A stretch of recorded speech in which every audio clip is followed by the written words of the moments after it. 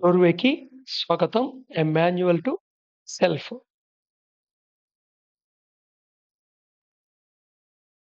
So, divine fragment ring pass నాట్‌లోకొస్తుంది. Ring pass నాట్‌లో దానికి క్యాజువల్ బాడీ సేమ్‌గా ఇండెక్స్ చేయబడిన ఒక 3 సూపర్ మైక్రో రికార్డింగ్ మానిటర్సు ప్రదానం చేయబడతాయి. ఈ 3 సూపర్ మైక్రో రికార్డింగ్ మానిటర్స్‌లో సుహా ఎక్స్‌పీరియన్సెసు, ఓహో ఎక్స్‌పీరియన్సెసు, భూ ఎక్స్‌పీరియన్సెసు రికార్డ్ చేయబడతాయి. సో, అక్కడ ఏ రికార్డ్ చేయబడతాయి, ఏంటి అనేది తర్వాత వీడియోలో ఇంకా క్లారిటీ వస్తుంది.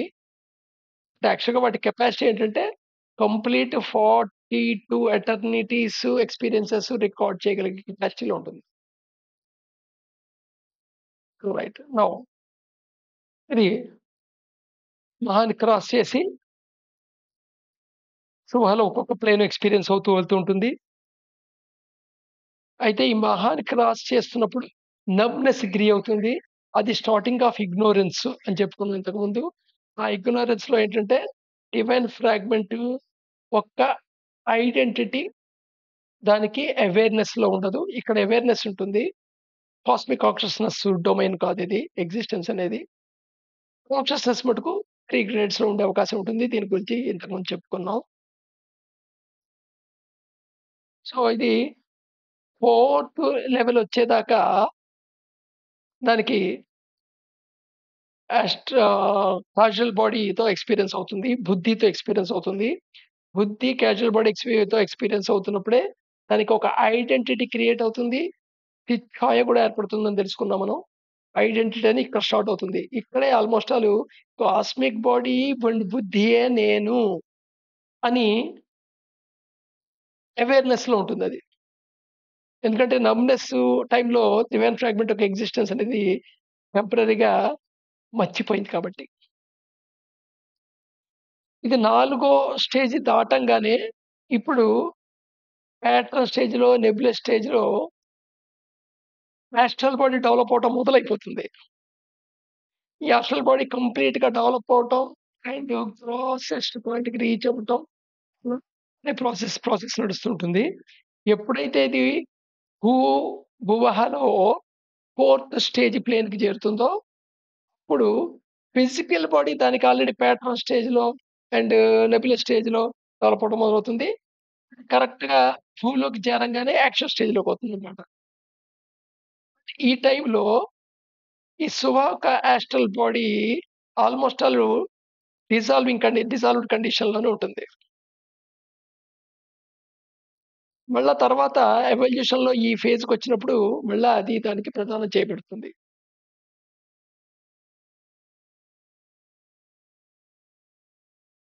సో, నెక్స్ట్ స్టేజ్‌లో అది పెట్రా స్టేజ్‌లో, నెబ్యులస్ స్టేజ్‌లో అండ్ యాక్చువల్ స్టేజ్‌లో ఫిజికల్ బాడీని డెవలప్ చేసుకొని భూలోకి చేరి భూని కూడా ఎక్స్‌పీరియన్స్ అవుతుంది. భూలో ఫోర్త్ పొజిషన్‌కొచ్చేప్పటికి ఆల్‌మోస్ట్ యాస్ట్రల్ బాడీ మాక్సిమమ్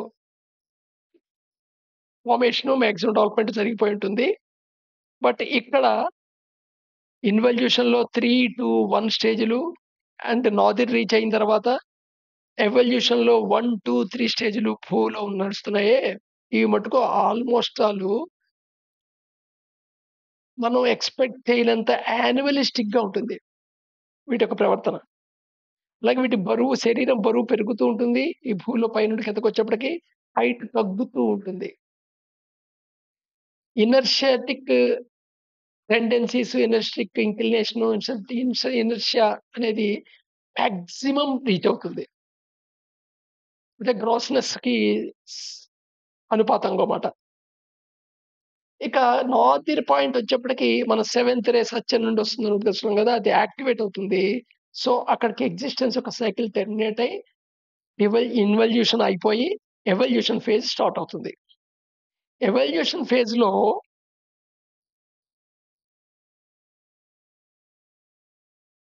మనకి మళ్ళా రకరకాల ఆప్షన్స్ ఉన్నాయన్నమాట.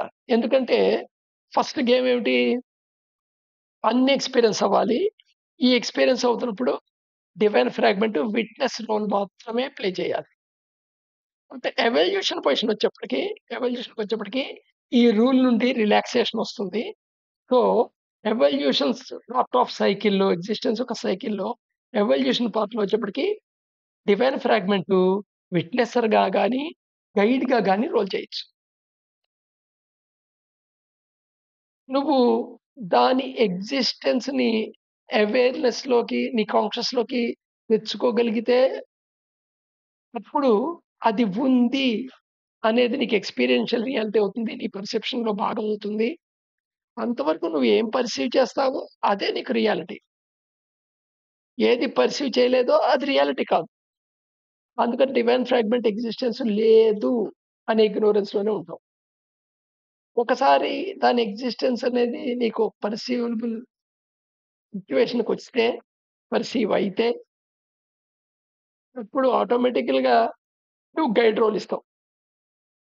నువ్వు దానికి గైడ్ రోల్ ఇస్తావు. లేదా అంతవరకు విట్‌నెస్ అన్నమాట. ఓ రకంగా చెప్పాలంటే మహాభారతంలో అర్జునుడి స్థితి అన్నమాట. ఆ రథమేమో బాడీ, అర్జునుడేమో మైండ్, డివైన్ ఫ్రాగ్మెంట్ ఏమో కృష్ణుడు. 5 గుర్రాలేమో సెన్సెస్. సో, అక్కడ రథసారథి పనేమిటి? గైడరే. ఈ అండ్ విట్‌నెసరే. అంతేగాని he won't play the role of warrior. మామూలుగా మనకనిపిస్తుంది గదా! చూడు శుభ్రంగా విష్ణు చక్రం పట్టుకొని టక టక టక మహాభారత యుద్ధాన్ని ఒక రోజులో అవగొట్టేసేయొచ్చు కదా! ఎందుకీ గోలంతా? డివైన్ ఫ్రాగ్మెంట్ సింబాలిక్‌గా అక్కడ కథలో వ్యాసుడు ఆ పాత్రని ఒక ఔన్నత్యాన అలా చెప్పాడన్నమాట. సో, ఇక్కడ ఇంకో ఆప్షన్ ఏంటంటే, వచ్చేటప్పుడు అన్ని ఎక్స్‌పీరియన్స్ అవ్వాలి గదా! No need to pass through every state of involution. Evolute అవుతున్నప్పుడు కూడా సేమ్ అవే స్టేట్స్. కానీ అంటే మళ్ళా ఇక్కడ 7 ఎటర్నిటీస్, 7 ఎటర్నిటీస్, 7 ఎటర్నిటీస్, 21 ఎటర్నిటీసే. కానీ ఎవ్రి స్టేట్ ఇన్వల్యూషన్‌లో ఎక్స్‌పీరియన్స్ అవ్వాలంటే ఇక్కడ అలా అవ్వాల్సిన రూల్ లేదు. సో, దేర్‌ఫోర్ ఇక్కడేంటంటే డివైన్ ఫ్రాగ్మెంట్ గైడెన్‌లోను వచ్చింది కాబట్టి. అయితే ఇక్కడ మనం అంటే ఆప్షన్ వస్తుంది గదా! ఏ ఆప్షన్‌లొస్తాయి? ఒకటి ఫాలో ద ఎగ్జిస్టెన్స్ సైకిల్. అసలు ఈ ఎగ్జిస్టెన్స్ మొత్తమే ఒక సైకిల్‌లో ఉంది. ఏం సైకిల్ అది? Involution and evolution cycle. ఎందుకని? Large major ah, divine fragment, divine fragment, small fragment, my ఫినిటింగ్ డివైన్ ఫ్రాగ్మెంట్ ఈ అన్ని రకాల సైజెస్ ఉన్న డివైన్ ఫ్రాగ్మెంట్స్ అన్నీ ఇవే సైకిల్ పొందుతున్నాయి. సో, ఎంటైర్ ఎగ్జిస్టెన్స్ అంతా మేడ్ అప్ ఆఫ్ ఇవే కాబట్టి ఇవన్నీ కూడా ఎంటైర్ ఎగ్జిస్టెన్స్ కూడా ఇన్వల్యూషన్, ఎవల్యూషన్ సైకిల్ అవుతోంది. ఆ సైకిల్‌తో నెమ్మదిగా దాంతో పాటు ఫాలో అవుతూ రావచ్చు. అయితే కంగారు లేదంట మాట అనుకోకూడదు. ఎప్పుడు కంగారు లేదు. ఈ ఎగ్జిస్టెన్స్‌తో పాటు నేను మొత్తం ఎవల్యూట్ అవుతాను. నాకేం పర్వాలేదు అని అనుకోవాలంటే, ఏ జన్మలోనూ ఏ సఫరింగ్ వచ్చినా జస్ట్ అదొక ఎక్స్‌పీరియన్స్ వచ్చింది అన్నట్టుగా వదిలేసుకోగలిగితే చేయొచ్చు. కానీ మన పొజిషన్ అలాంటిది కాదు కదా! చిన్న దోమ కుడితే చాలు అంబులెన్స్‌కి ఫోన్ చేయడానికి రెడీ అయిపోయే రకం. సో, అసలు ఈ ఎగ్జిస్టెన్స్‌లో ఈ సఫరింగ్ నుండి బయట పొందటం కోసమే అంత స్టోరీ జరిగింది.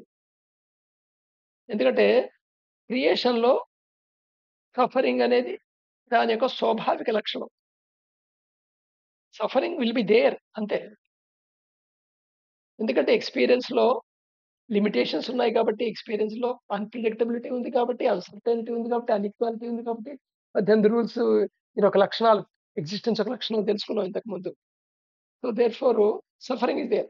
సో, 21 ఎటర్నిటీస్ అంటే ఒక్కొక్క eternity some millions of years. మరి ఎన్ని జన్మలో, అన్ని జన్మలు, అన్ని రోజులు మొత్తం అంతా సఫరింగ్‌తో ఎగ్జిస్టెన్స్‌తో ప్రయాణం చేస్తా ఉంటే చేయొచ్చు. దానికి ముందు అసలు జీవితంలో సఫరింగే ఉన్నది అనే విషయం తెలిసుండాలి. Suffering is a characteristic of existence అంతే. Bliss is a characteristic of creation. అయితే ఆ క్రియేషన్‌లో వచ్చిన పార్ట్ కదా! డివైన్ ఫ్రాగ్మెంట్ అనేది మనలో ఉన్న ఎంబోన్డ్ అయి ఉన్నది. అందుకని అక్కడక్కడ దాని యొక్క నేచర్ బయట కనబడుతూ ఉంటుంది. మనం బ్లిస్, హ్యాపీనెస్ ఫీల్ అయ్యేది. మనం ఈ ఎక్స్టర్నల్ ఎగ్జిస్టెన్స్‌లో ఉండే విషయాల్ని అసోసియేట్ చేసుకొని, వాటిలలో హ్యాపీనెస్ వెతుక్కోవడానికి ప్రయత్నం చేస్తుంటాం. ఎందుకంటే డివైన్ ఫ్రాగ్మెంట్ విట్‌నెస్ స్టేట్‌లో ఉంది. నీ ఇగ్నోరెన్స్‌లో దాన్ని నువ్వు గుర్తుపట్టే పొజిషన్‌లో లేవు.